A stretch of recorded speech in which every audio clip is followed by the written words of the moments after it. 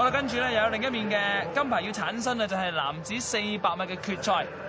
咁啊，值得留意咧就係呢一個咧係和連拿。咁呢位咧就係美國嘅運動員啦嚇。咁啊，400米係出晒名㗎啦，奧運冠軍亦都係上屆世錦賽嘅金牌得主嚟嘅。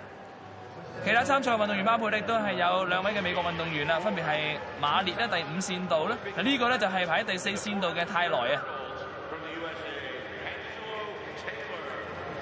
最好成績係44秒05㗎，都相當快啊！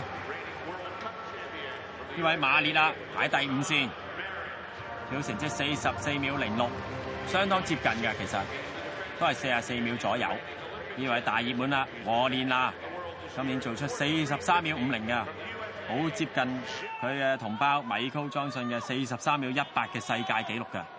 今年進步好大，睇下呢次點樣啦？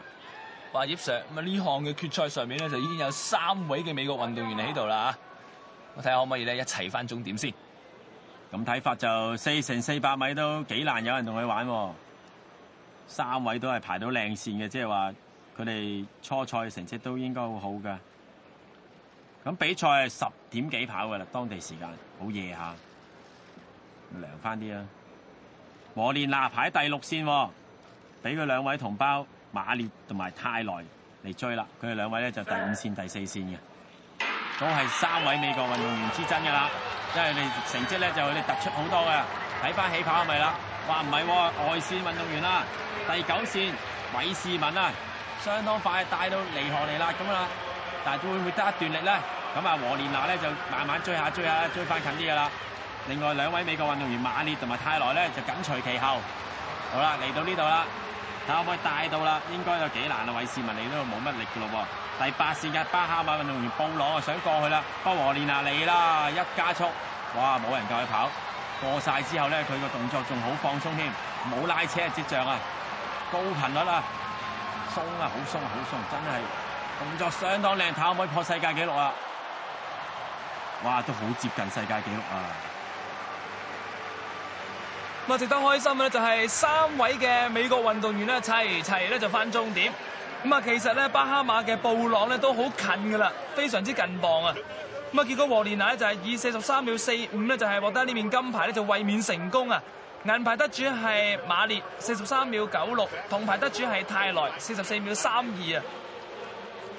咁睇翻咧就呢一場嘅步速相當快㗎，因為有第9線嘅韋士文同埋第8線嘅布朗咧帶到好快，扯到咧和連拿做到個43秒45嘅時間，好接近世界紀錄㗎。睇嚟緊日子咧都有機會嘅，因為而家都係得23歲，佢係一個速度高速耐力型嘅運動員嚟嘅。你睇翻上身咧，相當放鬆，唔係話成身肌肉嗰啲力量型運動員，好定嘅。一般跑400米運動員呢度咧跑到好辛苦噶啦，佢仲係相當放鬆好定，個上身冇擺到，好輕鬆啊！43秒45，哇！咁啊反觀啊，咁啊上屆銅牌得主咧就係加拿大嘅基斯杜化啦，喺呢次嘅決賽上面咧只能夠咧係跑第6啫。咁啊跟住咧會同大家咧就係睇到咧就係全日啦，可以話咧係整個第7日嘅